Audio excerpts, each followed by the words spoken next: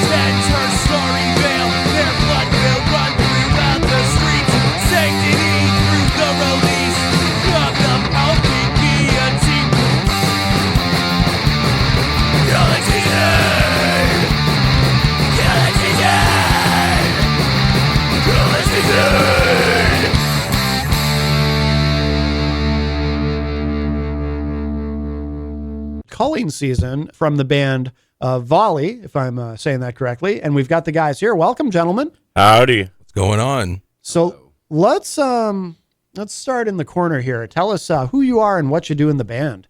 My name is Sean, and some people know me as Skeet Three Pan, which is it's a long, stupid story, but which I will ask you about because I'm very curious. Fantastic news. So I am the vocalist, and I write all the lyrics. Okay. And yeah, I do some of the art stuff too. Okay, excellent, excellent. And you, sir? My name is Dane. I'm the guitarist in Vauli and Vauli's newest member. Oh, okay. Well, congratulations. He also goes by DB Pooper. That's correct. Okay, which I will ask you about. And you? Jonah. Jonah? I play the drums. You play the drums? Mm-hmm. Very good, very good. I gotta turn you. That's. I'm not a drummer. But you don't. But you don't have like a funny, weird name or anything. He does, but we can't say it on the radio.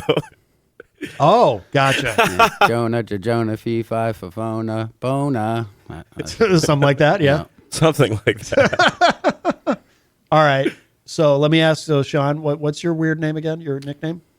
Skeet Three Pan. Okay. So I went to Taco Bell many, many moons ago after having a few drinks. And I told them, because they asked my name for the order, and I said my name was Scafon with a K. Yes. And they spelled it as Skeet Three Pan. And they yelled Skeet Three Pan to call me over for my order. And it just stuck from there. So I love that. Yeah. That's great.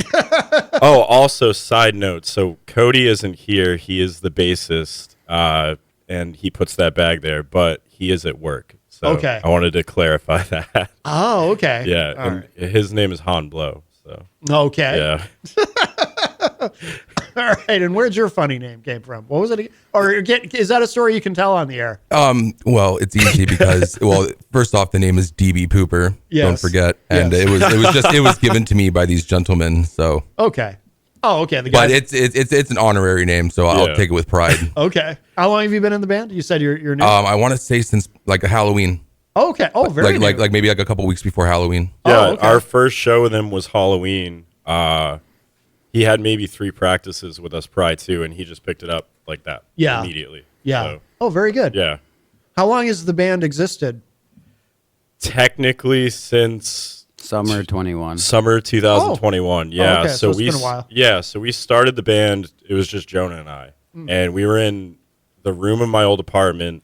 We had my electronic kit, and I had this super crappy guitar that was fed straight into my DI, and we had it monitoring so I could hear it while it recorded. Yeah. And that's how we recorded those first 3 songs. No kidding. Yeah, so our Summer 21 demo is up on our Bandcamp. I think it's on Spotify as well. All our music's on all the streaming platforms. Not to be confused with the 3 songs we're listening to today. Yeah, exactly. Yeah, there's quite the difference between the two, sonically alone. But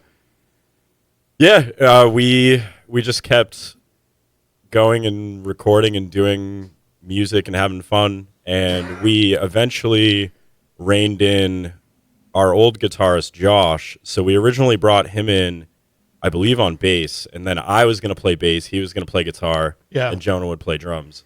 And he really reined us in, because when Jonah and I play together, we just play as fast as humanly possible. Yeah. Yeah. So Josh was kind of our metronome. And then after we reeled Josh in, he suggested that we get Cody on bass. And right from the get-go, it was like 4 friends in a room that have known each other forever. Oh, that's like we cool. were doing more joking than actually making music. So it was like it was a very nice fit. And I want to say a month after that, month or two, we recorded all of the tracks that are on our album Rough Cuts, which it's no misnomer. They're all like room recordings that I ripped the audio from the video of.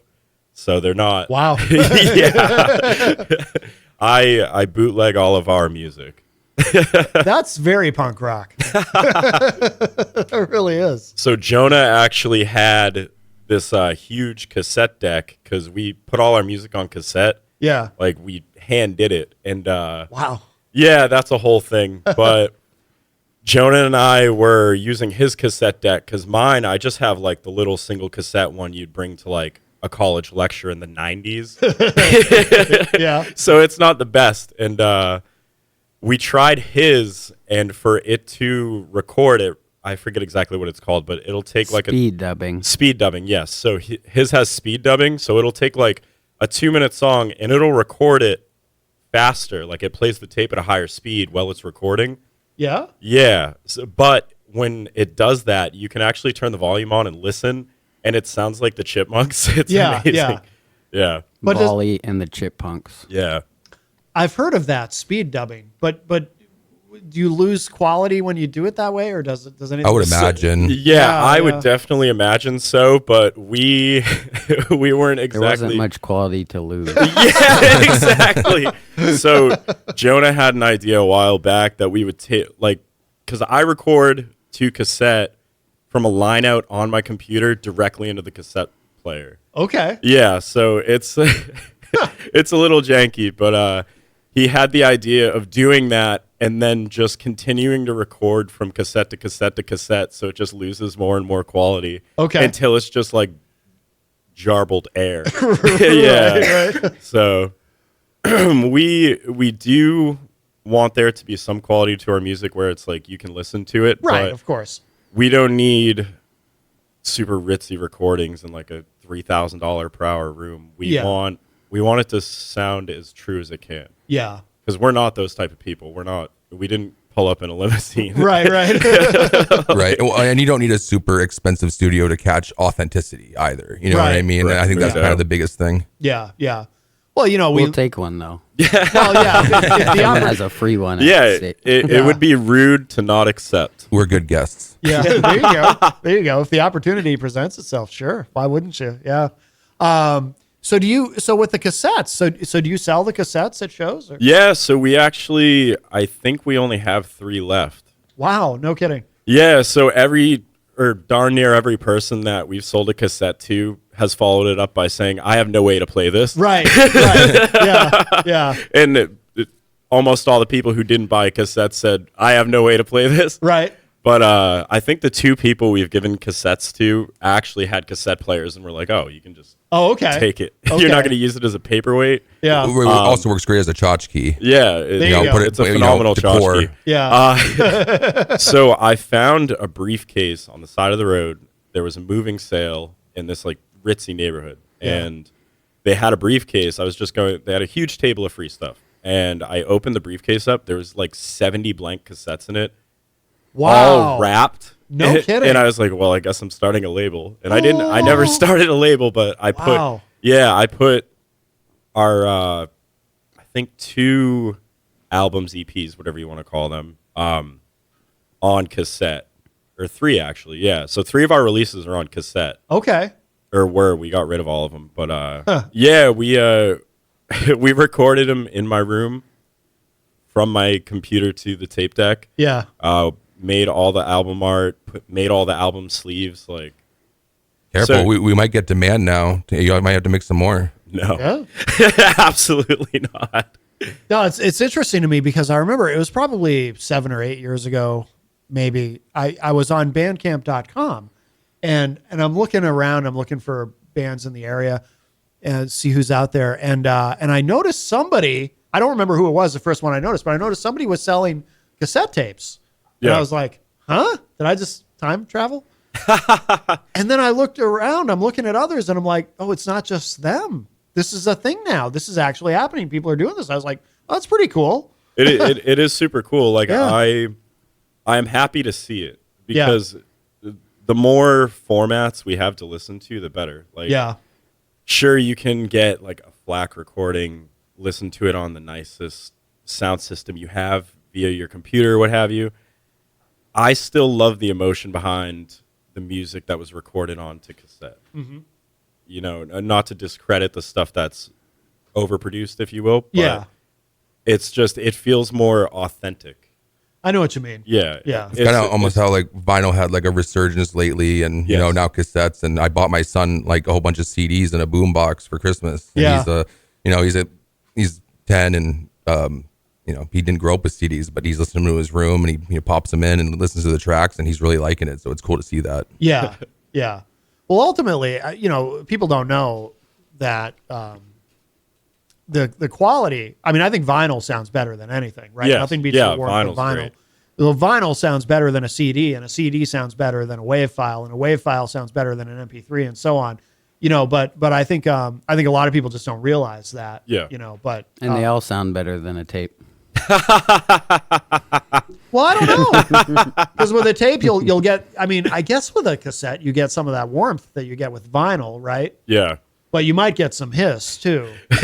I feel like with vinyl though too, with, you know, amongst other things, it's like the ritual of doing it, you know, taking out the sleeve and you're reading everything and you put it down and set the needle and all that. So it's, you know, it's the ritual of it all. Well, my theory too is I think probably most people who buy vinyl never open or they open it, but they don't play it. Yeah. Like just like with the cassettes, you know, if someone's like a really big fan, you know, they might just want it to have it. Yeah. But they have nothing to play it on. And I strongly suspect that most of the people who buy vinyl don't even have a record player. Right. I'd have to agree with you. Yeah. But it's I think it was 2022, I think was the first year that vinyl had outsold CDs. Yeah. In forever. I think it was 2022. They're everywhere. FYE, Newberry Comics, everywhere you go, there's records. Oh yeah, I haven't even Target. Even at Walmart, I've seen vinyl. They've got like a that is the funniest part of it. Like when you start seeing a certain type of product being sold at Walmart, that's when you know it's like, oh, this is definitely a thing now. Got to go to Walmart for my George Strait CDs. Yeah, it is. So I worked at FYE, which before that was Strawberries. I don't know if any of you guys remember Strawberries. No, but that was a record store that FYE came in and bought. But there were Strawberries locations all over New England. And I remember when I started there, we still had cassette tapes. Yeah, and it was interesting. One of the things that I always found fascinating was to see, you know, older technology. You know, people make all kinds of predictions about when it's going to go away, but then does it actually go away? Yeah. And cassettes, even at that time, hung on for a lot longer than I would have expected. And I think the reason was they were still selling new cars with cassette players in them. And then once that stopped, that's when we didn't have cassettes anymore in the store. Yeah. So it's wild to see them come back. Yeah. And of course, vinyl, which never went away. It's funny. People talk about vinyl like, oh, vinyl is back. And it's like, well, it never stopped. Yeah. Right. Right. They never stopped making vinyl. But I have a record player in my car. do you really? No. Oh, okay. I think He's got the dash mount for that.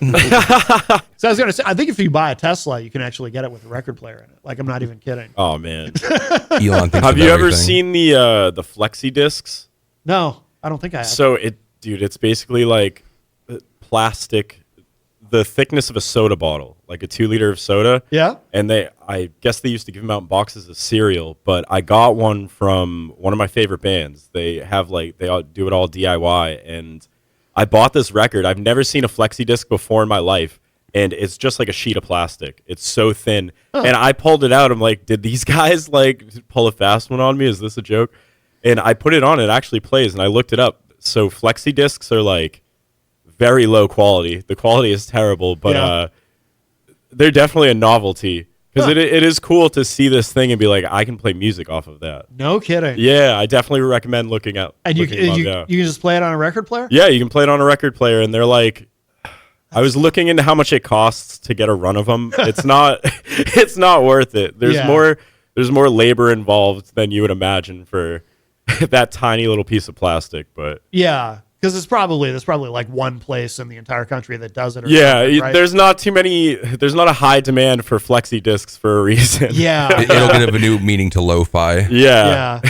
Is it the size of a full record, or is it? Like, I believe they make some that are the size of a full record. The one I got was like a 7-inch. Okay. So yeah. Wow, that's wild. Yeah. I'd never even heard of that, which surprises me. But that's cool. I'm gonna have to look that up. I'm super curious now. But you guys you do CDs too, right? Or do you? Have we ever done a CD? We have yet to make a Oh, okay. Okay. I'm working on it. Yeah. But is that I assume that's the plan for the new? It's an EP, right? The new Yeah. EP? So it's gonna be a 6-song EP. It's gonna be coming out January 24th. Funny enough, we're playing at Kodo in Lowell January 24th with our good buddies Street Trash. Okay. And the Lipstick Boys, the Lipstick I believe. Boys, and yep, the Lipstick Black Boys. Hatch. And yes, the Black Hatch. Oh, yes. So that should be a good time. I think it's going to start at 9. It's on our Instagram. But yeah, 6-song EP on the way. Very and good. we are going to put it on CDs. Okay. Yeah. Theoretically. Realistically, it's going to be a CDR that we burnt it onto, and I just wrote on with Sharpie on it like, this is it. But yeah. I'm a big CD fan, so I'll definitely be getting one. Yeah. However, that needs to come to fruition. That'll be $5. Okay. I love the CDR idea. Yeah. What- Well, I've done it before where I printed out it's like a sticky label you can put right on top of the CD. Yeah. So I can make it look a little more Yeah. professional. Yeah. Yeah. But Oh, that's funny. When I first started doing this, because I started, when did I start interviewing bands? Like back in 2008, 2009. This show hasn't existed that long, but I was doing it for a while before I was at WMNH. And when I first started, like, people hadn't even gotten really comfortable yet with sending things via Dropbox and Google Drive or just attaching files to an email.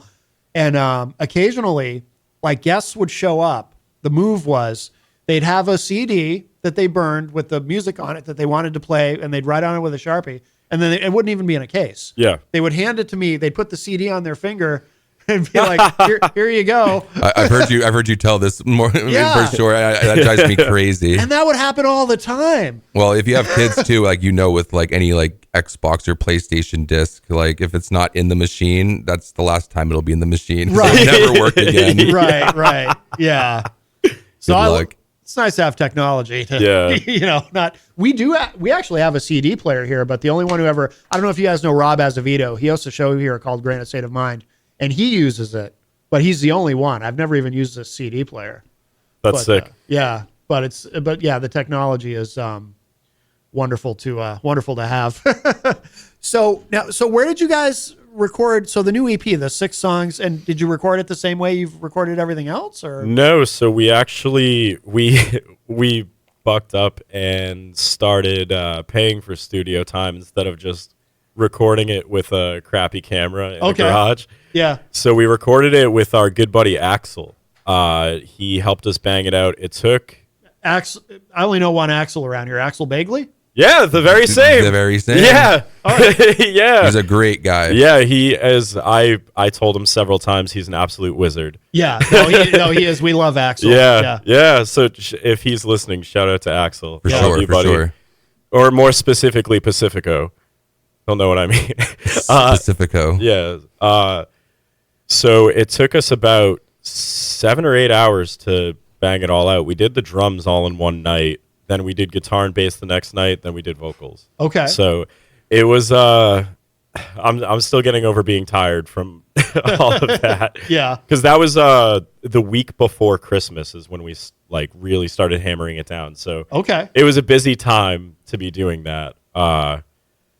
Yeah. If I'm not mistaken, I want to say that's the first time we've all experienced that kind of like recording process. So it was, you're got to be on point and get in, lock down, and lock in. So I've done it once before, but it was maybe 4 hours worth of being in the studio, and I was on drums the entire time. So it was like I was in a completely separate room with headphones on, and that was the first time I ever had to do that. And I'm like, this is the weirdest thing. It is weird, isn't it? Yeah, it's so weird. Yeah. Oh, that's cool though. So that you recorded with Axel. Where did the place in Nashua? Yes, sir. Okay, excellent. Yeah. Yep. That's outstanding. You guys ever play there at Terminus? So I have been talking to another shout out, my good friend Sim. So she just started. Sincere? Yeah, the very same. Yep. Your people know my people. Oh yeah. It's a small scene. Yeah. So she reached out to me recently about potentially getting us booked there in 2025, and I am quite excited. Yeah. Because my old band actually used to practice there. Oh, no kidding. Yeah. What band? So it was Putrid Lizards at the time. And then that's a great name. Yeah, we went through several name changes. It was certainly an interesting period of my life. Putrid Lizards strikes me as the kind of name where you're probably pretty safe that somebody else isn't gonna, come after you and say, "Hey, we already have that name. We're gonna sue you." Right? Am I right? Yeah. Yeah. Correct, Mundo. Oh, that's awesome. But no, that's cool that you recorded with Axel. And then, so now why an EP? I'm always curious about this because again, we live in a time where you have so many different options. You could do an EP, you could do an album, you could just release singles. Yeah. A lot of the guests that we talked to lately, they release a bunch of singles that eventually become an album, instead of doing it the old way where they release an album and put out singles. But why did you guys decide to do an EP? What went into that decision? We had the opportunity. So it actually kind of started when Axel hit me up because he was saying he wanted to record us. So we finally hashed out a day to start recording, and we thought, okay, well, we have 7 songs that we want to get recorded now that we have Dane. And we also were deciding what do we want to rehash from Voluntary Suffering. That's our album that we recorded prior. And we didn't necessarily want to rehash anything. So we went forth to start recording those 6-7 songs. It was 7, but one of them we scrapped for now. But we recorded them and felt like this is exactly it. This is how it should be. We shouldn't add more. We shouldn't redact anything. It kind of all collectively felt right. It sounds how Vauli should sound, I think. Exactly. And it's you need to know how much to pour into something. You don't want to over pour and overfill the cup, Yeah. So yeah, that makes sense. Yeah, that makes sense. Actually, it's kind of nice, right? When it's sort of organic, when the answer just presents itself. It's like, this feels right. This sounds right. Yeah, exactly. It should be fun, and you don't want to get to a point where you're agonizing over every silly little thing that's going on in the recording thing too. I mean, we want to rock out and we want to sound good, but we're not gonna lose our minds over it. Right. Yeah. No, that makes sense. I don't know what the difference between an EP and an LP and an album is, so I'm glad Sean answered that question. Oh yeah. I don't know if he really answered it or I not. I don't know anything. I ramble, dude. I think it's very subjective, like, because, you know, especially in punk rock, you have like 9-minute long songs. Right. So is the standard set on the amount of tracks, or is it set on the length in terms of, You know, I never thought about Or is that. it a Right? beginning to something else that's going to come out? because Right. you can have like, you have these crazy Norwegian black metal bands that have songs that are like 13 minutes long. Right. And they have 3 songs and they're like, I'm not going to do death vocals on there, but just to picture it, but it's like, this is an album. Like, Right. dog, it's 3 songs. Like, But if it's an hour long, it's hard to argue with them. exactly. Yeah. That's what I mean. Yeah. Like, AFI has an EP and it only has 4 songs on it, but it also slaps. I feel like that's typically what you find on an EP is like anywhere from 1 to like 7 songs, and then there's that weird like limbo 7 to 9 songs where it's like Yeah. you're curious of what you are, I suppose, and then you have anything past that where it's like that's an album. But we could be funny and do like a 26 song EP. I think we have it in us. We could definitely we definitely have it. now that we know, There you know, and then you know the recording process and all that sort of thing. I feel like that's possible if we wanted to do like, you know, a 13, 14 song thing and have it be An bad EP. and legit. Yeah. A 26 song single. Yeah, yeah. Double album. We're never putting out another album. We're just gonna put out E EPs.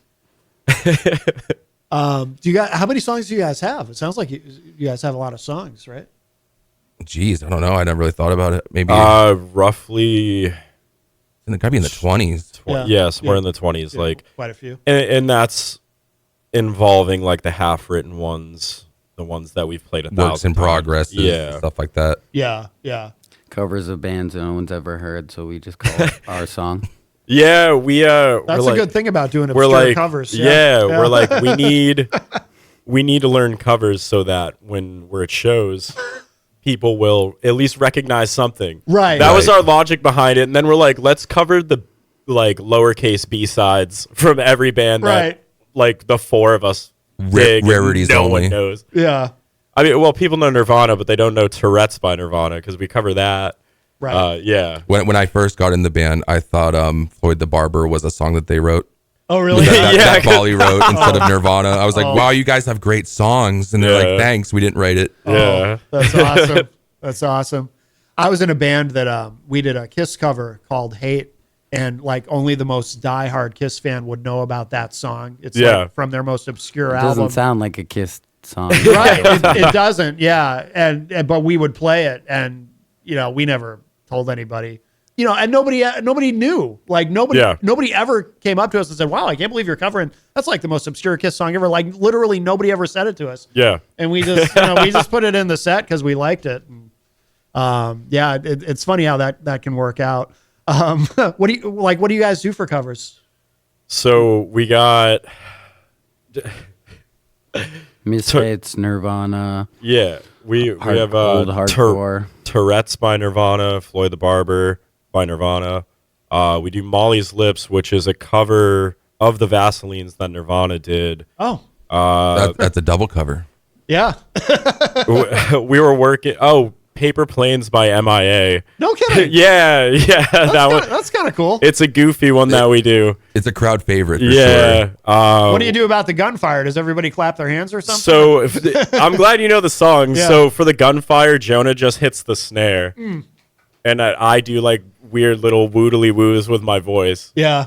So Yeah. We thought about though, if we were to record that cover, we'd actually use real guns. Right. Well, yeah. You want to. I mean, that's like the punk rock ethos. Yeah, you know, exactly. You gotta keep it real. You know. So I saw one of the funniest things I've seen. It was on YouTube, and they did Paper Planes by MIA, but if they used muskets, it's so funny, dude. I have to see that. It's amazing, man. Because there's one shot that's licked off, and then it's like 2 minutes of them packing it again. Really? Yeah, it is hilarious. Oh, that's Yeah. fantastic. Wow.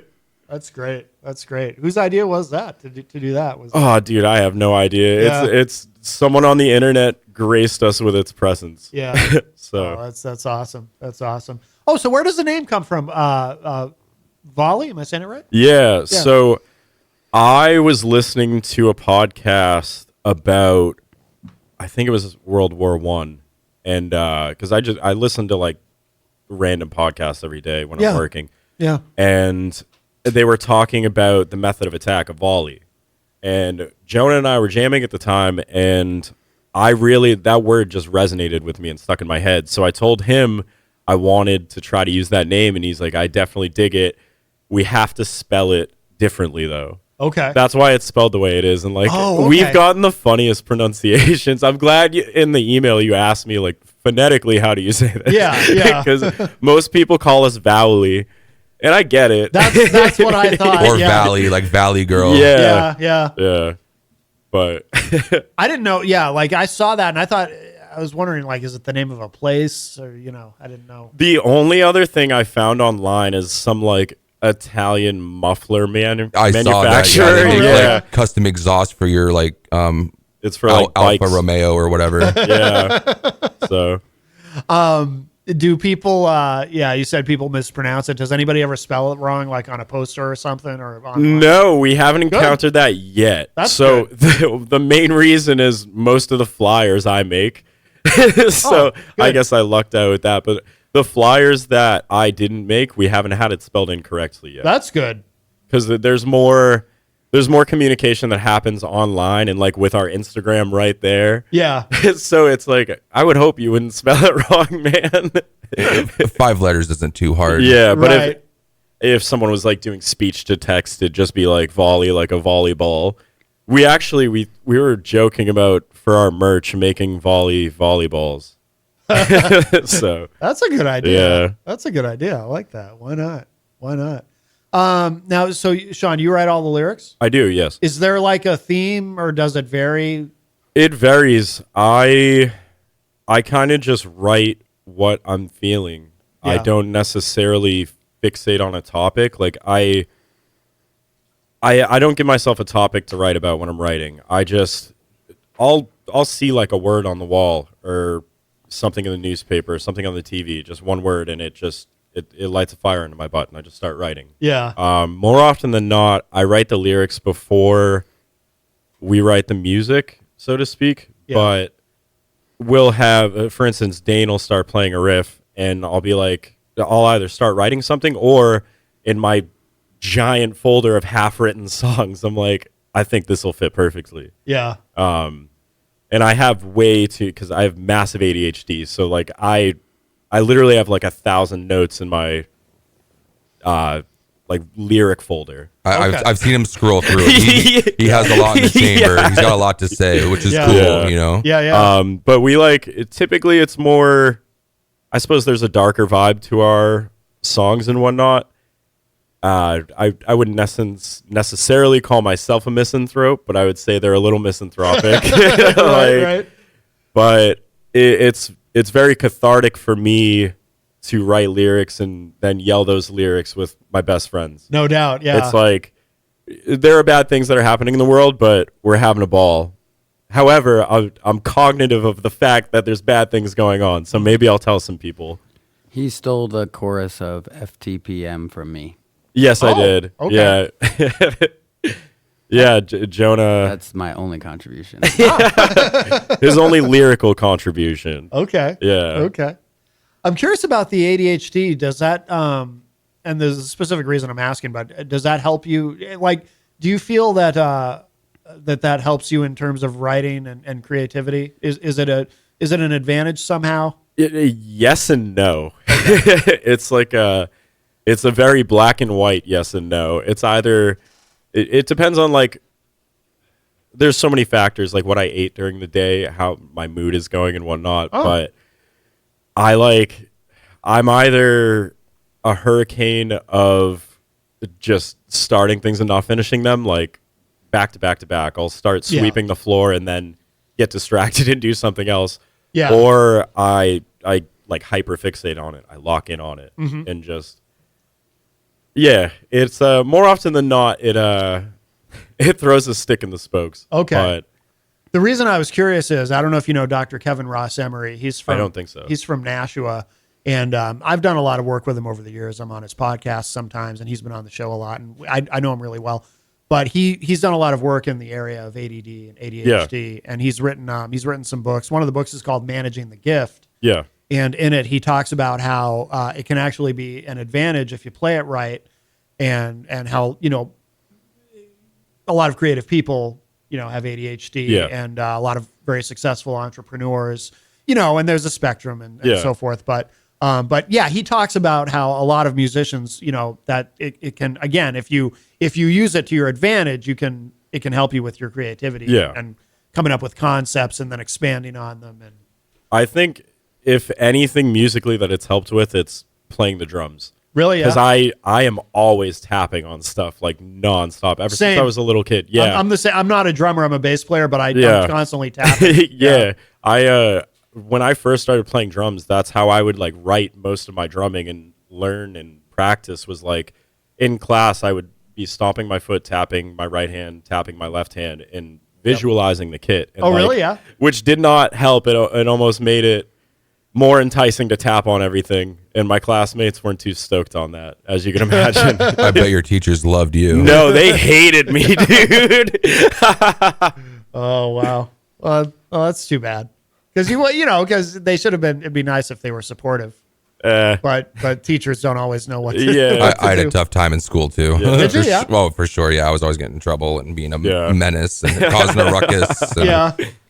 And, but it's all how you turn out in the end, I suppose. Yeah, exactly. How about you? I got good grades when I didn't know anyone. Yeah. What do you mean? I just ran cross country and track and did my homework because I didn't know anyone when I moved to Florida for high school. Oh, okay. But then once I decided that I had other things I wanted to do, I kind of tapered off. Yeah. Oh, that makes sense. We should. Oh, Jesus, already 11:30. Let's play another track. Oh, by the way, so what's before we do that though? So what is Calling Season about? Because the lyrics are really interesting, and that's part of why I was asking too. Yeah. About is there a theme to your lyrics? Well, that one is about killing and eating the rich, the top 1%. Like the folks that are so rich you have no idea who they are. Right.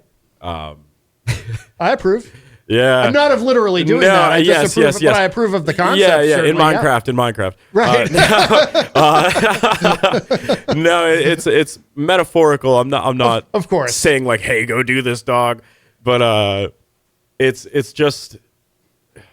it's what I imagine the collective message is that the general populace feels about the struggle that we're all going through right now to some degree, because there's different facets of struggling financially. But the fact that you have someone like Jeff Bezos or Bezos, however you pronounce his name, that make my yearly salary in a minute.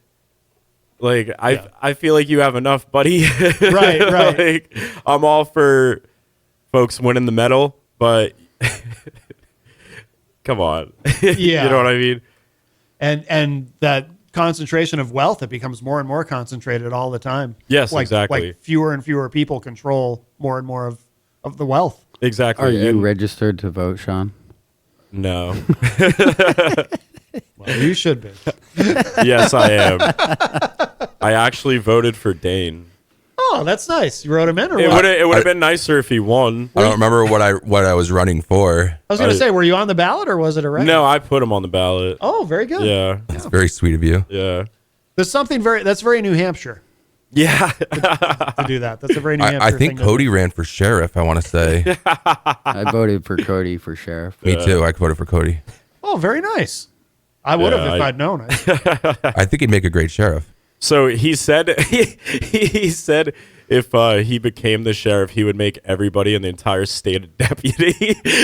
Wow. Okay. I mean, that's a lot of responsibility. I don't know if I'd want to be a deputy, but well, tough luck, buddy. You're a deputy. It'd be cool to have the badge. Mandatory deputy service. Yeah. It'd be hilarious if everybody in an entire state was a deputy. Watch out, Massachusetts. I feel like that would not be very New Hampshire. That would be more like Utah or something, Yeah, I could see that. where you just deputize everybody. Yeah. Everybody's a wife in Utah. Yeah. Yes.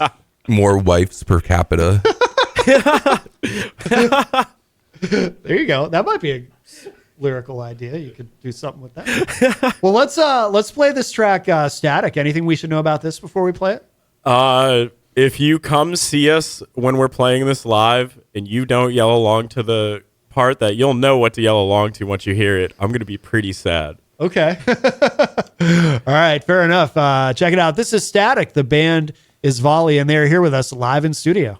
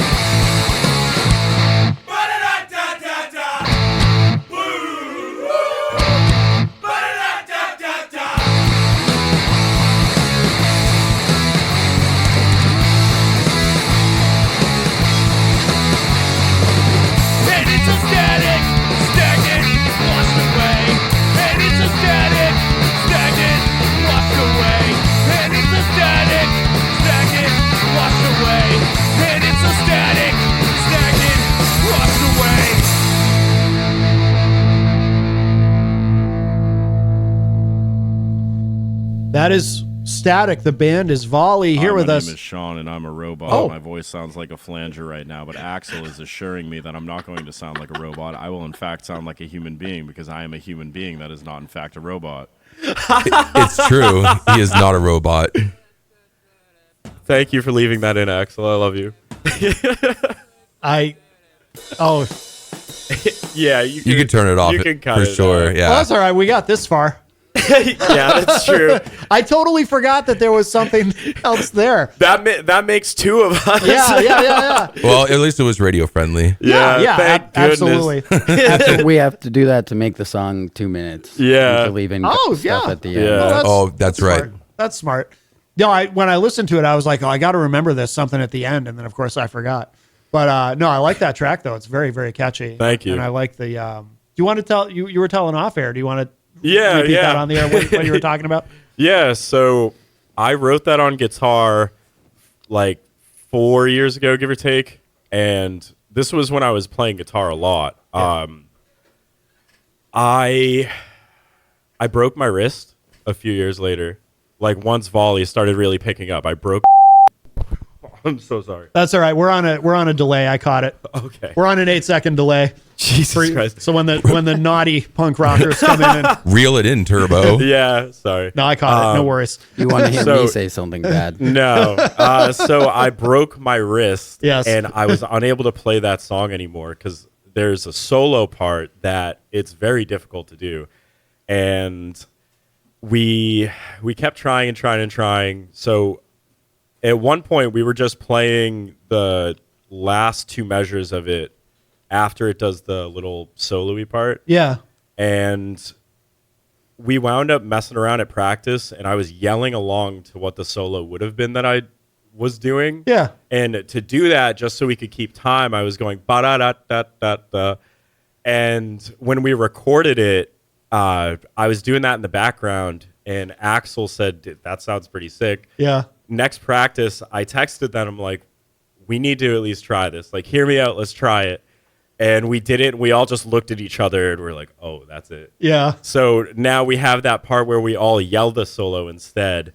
And it's just, it gives me like such a great feeling every time I hear it. Because what we want is we want people to hear it and yell along with us. Right. Because we're all in it together to have fun. Right. So, If we play it live at a show, it's definitely easy for the audience to like chime in on that and get the whole place, you know, yelling it. Yeah.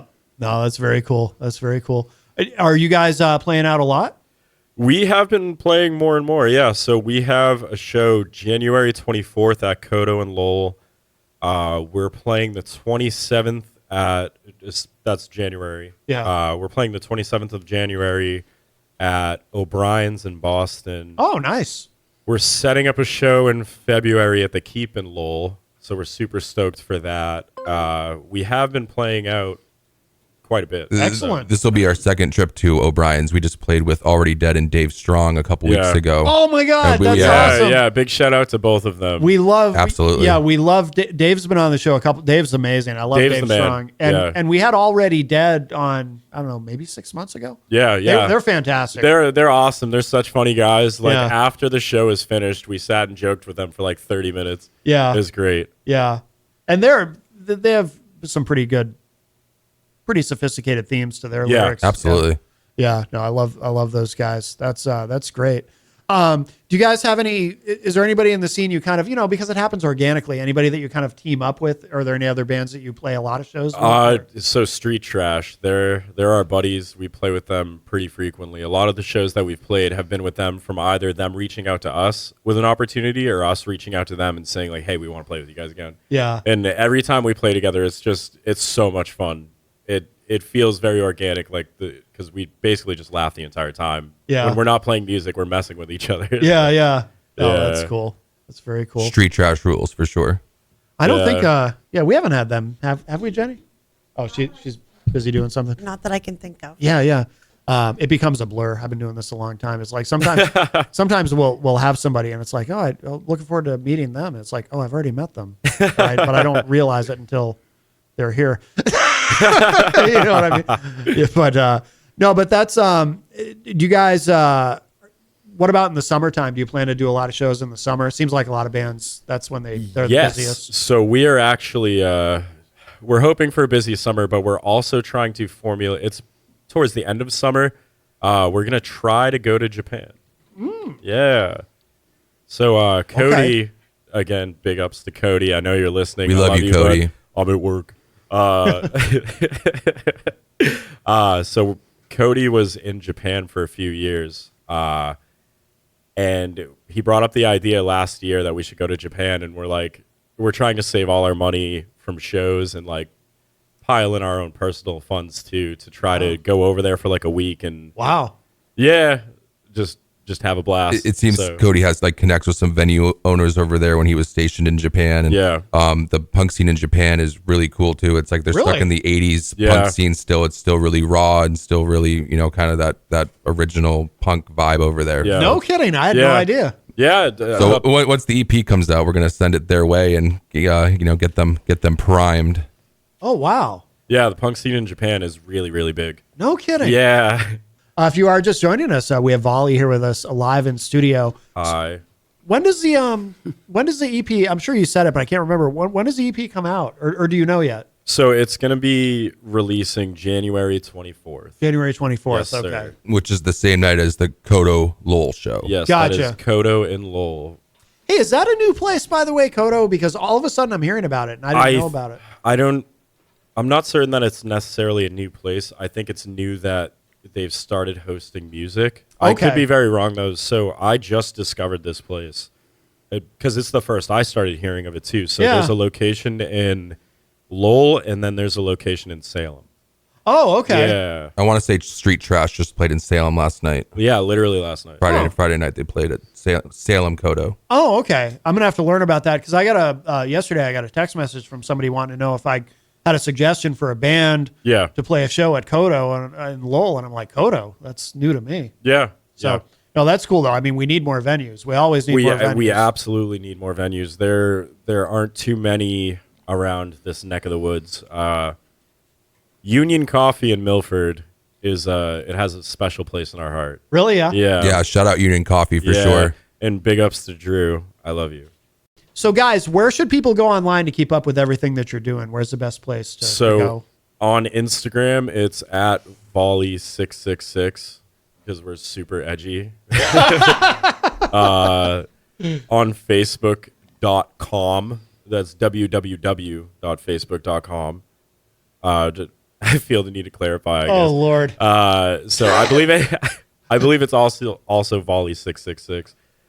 We are on Spotify, iTunes, Amazon Music, all that stuff. Bandcamp. Our favorite is when you go to our Bandcamp, because when you go to our Bandcamp, we actually get a cut of some of the profit when you purchase our stuff, instead of getting a fraction of a cent every 1,000 plays or something. Right. Not that we're in it for the money, but if there's money being made, I don't feel like 99% of it should be going to the streaming platform. You know what I mean? Right. And Bandcamp has Bandcamp Fridays. So if you need to buy somebody a belated Christmas present, you should totally buy them something from our merch store. There you go.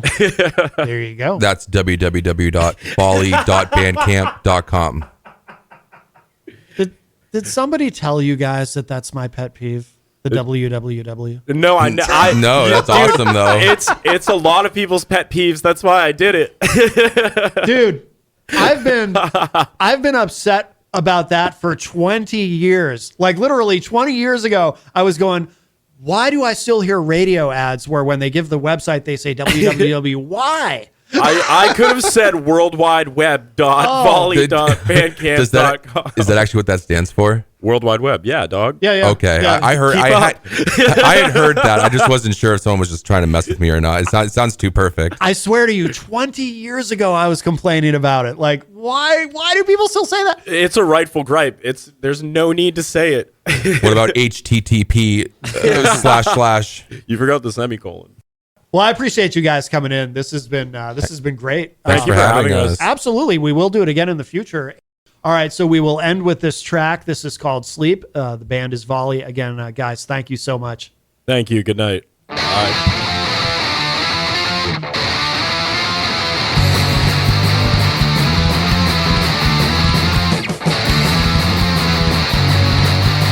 I cannot see falling asleep anytime in the near future.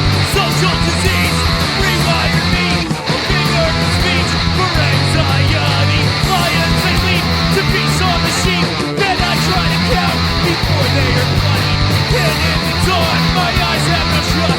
I won the lottery jackpot of lethargy.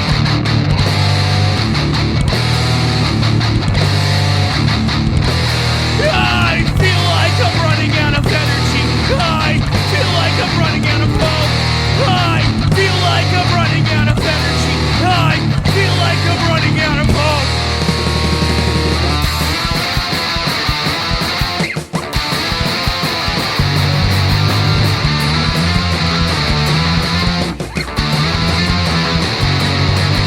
I cannot see